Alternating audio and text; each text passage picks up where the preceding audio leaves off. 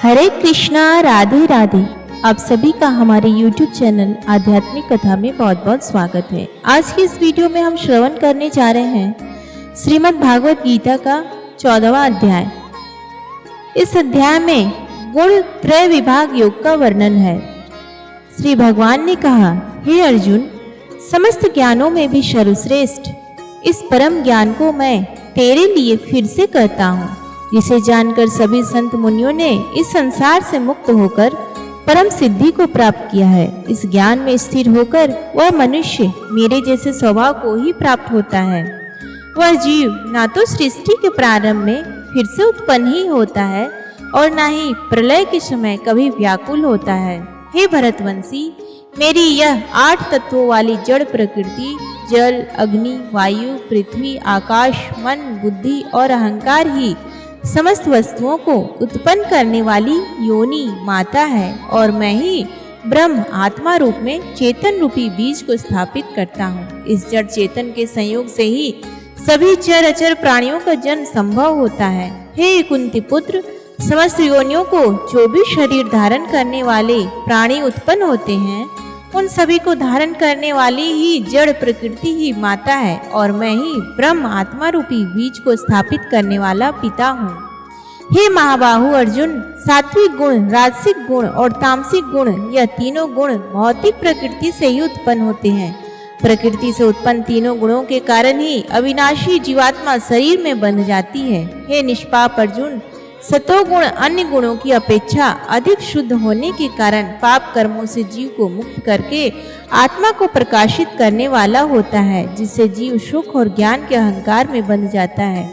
हे कुंती पुत्र, रजोगुण को कामनाओं और लोभ के कारण उत्पन्न हुआ समझ, जिसके कारण शरीरधारी जीव सकाम कर्मों फल की आसक्ति में बंध जाता है। हे भरतवंशी, तमोगुण को शरीर के प्रति मोह के कारण अज्ञान से उत्पन्न हुआ समझ, जिसके कारण जीव प्रमाद, पागलपन में व्यर्थ के कार्य करने की प्रवृत्ति, आलस्य, आज के कार्य को कल पर टालने की प्रवृत्ति और निद्रा, अचेत अवस्था में ना करने योग्य कार्य करने की प्रवृत्ति द्वारा बंध जाता है। हे अर्जुन, सतोगुण मनुष्य को सुख में बांधता है, रजोगुण मनुष्य को सकाम कर्म में बांधता है और तमोगुण मनुष्य के ज्ञान को ढककर प्रमाद में बांधता है। हे भरतवंशी अर्जुन, रजोगुण तमोगुण के घटने पर सतोगुण बढ़ता है, सतोगुण और रजोगुण के घटने पर तमोगुण बढ़ता है। इसी प्रकार तमोगुण और सतोगुण के घटने पर तमोगुण बढ़ता है। जिस समय इस शरीर के सभी 9 द्वारों, 2 आंखें, 2 कान, 2 नथुने, मुख, गुदा और उपस्थ में ज्ञान का प्रकाश उत्पन्न होता है, उस समय सतोगुण विशेष बुद्धि को प्राप्त होता है। हे भरतवंशियों में श्रेष्ठ, जब रजोगुण विशेष बुद्धि को प्राप्त होता है, तब लोभ के उत्पन्न होने के कारण फल की इच्छा से कार्यों को करने की प्रवृत्ति और मन की चंचलता के कारण विषय भोगों को भोगने की अनियंत्रित इच्छा बढ़ने लगती है।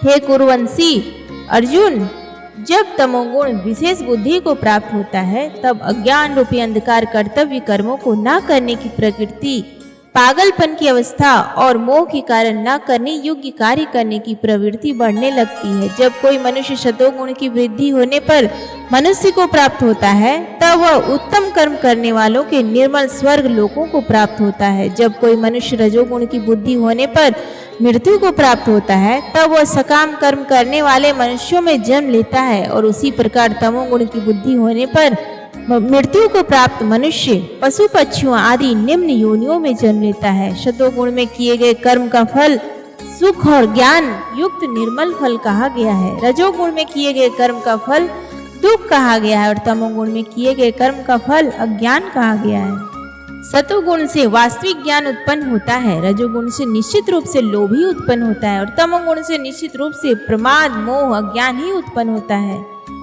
सतोगुण में स्थित जीव स्वर्ग के उच्च लोकों को जाता है, रजोगुण में स्थित जीव मध्य में पृथ्वी लोक में ही रह जाते हैं और तमोगुण में स्थित जीव पशु आदि नीच योनियों में नरक को जाते हैं।